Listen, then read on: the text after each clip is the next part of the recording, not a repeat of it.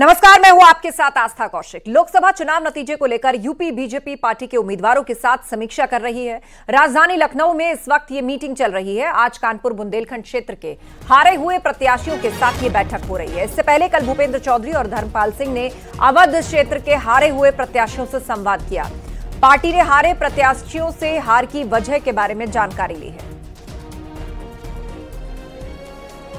करने उनके अनुभव चुनाव के जानने के लिए हम लोगों ने बुलाया है। ऐसे ही हम लोग अलग अलग क्षेत्रों के हिसाब से वहां जाकर उन सारे विषयों का आकलन करेंगे जिस प्रकार से ये परिणाम आए। अच्छा, अभी तक अध्यक्ष जी जो अभी तक सांसदों ने कल बताया था, क्या कुछ कंक्लूजन निकला कि संविधान वाला मुद्दा था या कुछ और स्थायी लेवल पर जो नहीं? अब हम बातचीत कर रहे हैं, जानकारी इकट्ठी कर रहे हैं और उसके आधार पर अपनी पूरी रिपोर्ट बनाकर प्रदेश केंद्र को भेजेंगे।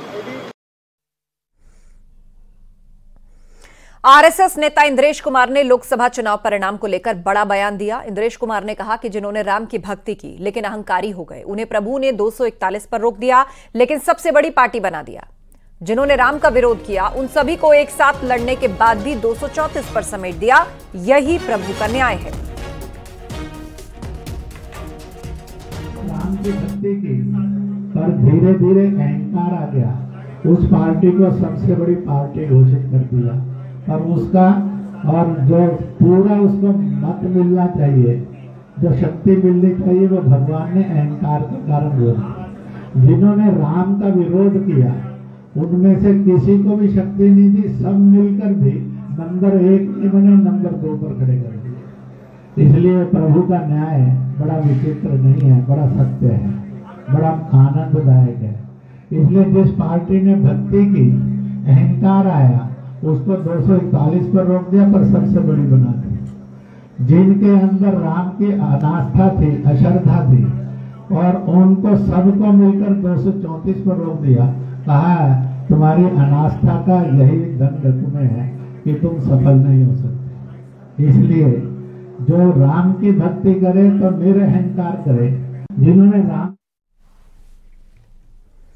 अयोध्या में राम मंदिर के मुख्य पुजारी आचार्य सत्येंद्र दास ने इंद्रेश कुमार के आरोपों को गलत बताया। उन्होंने कहा इंद्रेश कुमार अपनी असफलता का ठीकरा बीजेपी पर फोड़ रहे हैं।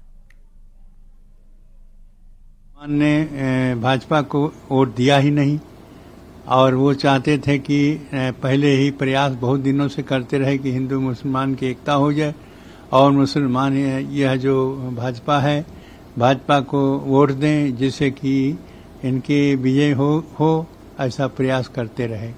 लेकिन इसमें स्वयं इंद्रेश जी असफल हो गए। इसलिए वो आरोप, अपने असफल होने का आरोप भाजपा पर लगाते हैं। 241 यदि सांसद उनके हो गए हैं तो ये कम नहीं है, बहुत है।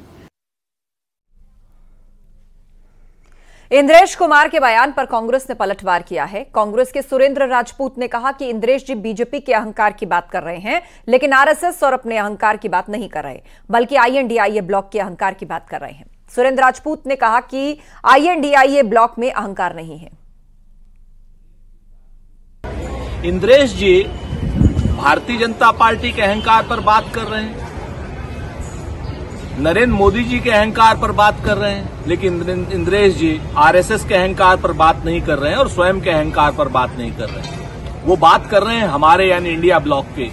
हम में अहंकार नहीं है इंद्रेश जी, अहंकार आप में है, आपकी संस्थाओं में है, मोदी जी में है और कहीं न कहीं भारतीय जनता पार्टी में है। और अहंकार तो रावण का भी नहीं रहा, जनता ने आपका अहंकार तोड़ा है। कांग्रेस नेता राशिद अल्वी का भी बयान सामने आया। उन्होंने क्या कुछ कहा, सुनिए।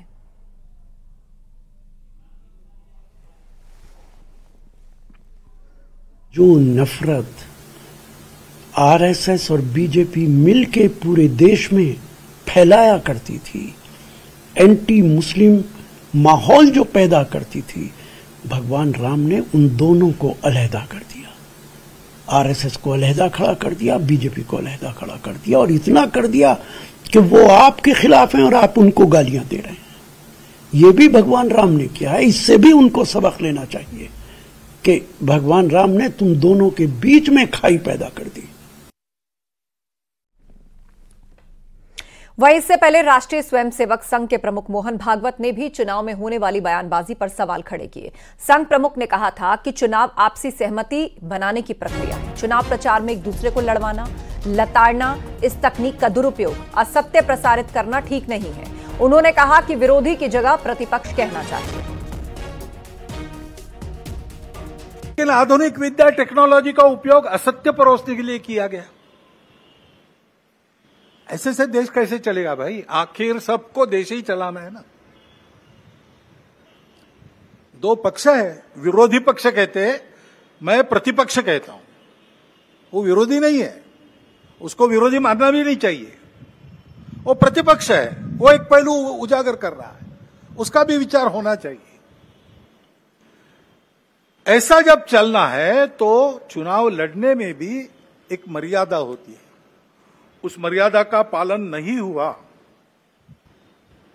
क्योंकि उसका पालन होना इसलिए आवश्यक है कि हमारे देश के सामने चुनौतियां समाप्त नहीं हुई।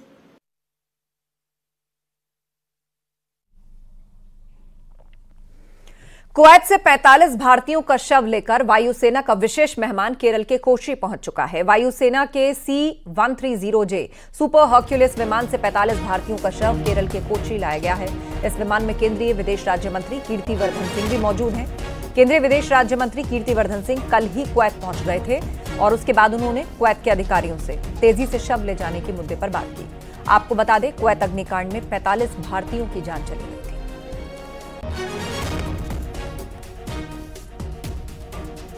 तो भारत के 45 लोगों की मौत हुई थी। उनके शव अब केरल के कोची पहुंच चुके हैं।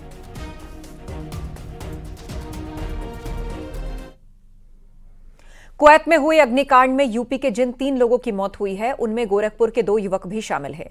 गुलरिया के रहने वाले जयराम गुप्ता और गोरखनाथ थाना क्षेत्र के जटेपुर उत्तरी के रहने वाले अंगद गुप्ता की मौत हो गई है। अंगद गुप्ता लगभग 9 वर्ष पूर्व कुवैत गए थे और वहां पर एक प्राइवेट कंपनी में कैशियर का काम करते थे। एम्बेसी से फोन कॉल के जरिए उन्हें अंगद की मौत के बारे में पता चला। तब से परिजनों का रो रो कर बुरा हाल है। परिवार की खुशी के कारण कुवैत कमाने गए अंगद गुप्ता का परिवार इस वक्त हमारे साथ है। कुवैत में जो दर्दनाक दुर्घटना हुई उसमें अंगद गुप्ता की भी मृत्यु हो गई है और अब उनकी बॉडी वहां से लाने की प्रक्रिया चल रही है। कल वो बॉडी गोरखपुर पहुंच जाने की उम्मीद है। उनकी पत्नी, 2 बच्चे और एक बेटी है। परिवार के अन्य लोग भी यहाँ पे मौजूद हैं। मंगलवार को बात हुई थी, शाम को भी मंगलवार को ही बात हुई थी।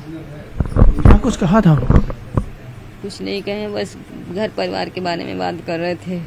पढ़ाई, इसके पढ़ाई बारे में, इसका एडमिशन होने वाला है, कब होगा एडमिशन, इसका एडमिशन हो चुका है, ये मतलब फार्म भर रही है, इसका कुछ निकल रहा है, नहीं निकल रहा है, ग्रेजुएशन कर लिए। बस हम यही चाह रहे हैं मेरे बच्चों का जो पालन पोषण है वो पूरा हो और पढ़ाई वढ़ाई जो चल रहा है वो भी हो, और मेरी लड़की ग्रेजुएशन कर ली है, उसको कृपया एक नौकरी अच्छी दी जाए। पापा चाहते थे कि हम पढ़ लिख के अच्छे से सक्सेस अचीव कर लें। वो हमेशा बोलते थे पढ़ाई ध्यान दो, फ्यूचर ब्राइट करो और गोल अचीव करो अपना, और जब भी पैसे की ज़रूरत हो तो हमसे बात करो। पूछ रहे थे पढ़ाई लिखाई कैसी चल रही है और घर जो बन रहा है वो कहाँ तक हुआ है, कितना बाकी है, ये सब पूछ रहे थे। तो पापा का सपना पूरा करना? जी, चाह रहे थे हम सब अच्छे से पढ़ लिख कर सक्सेसफुल हो जाए ताकि घर परिवार देख सकें।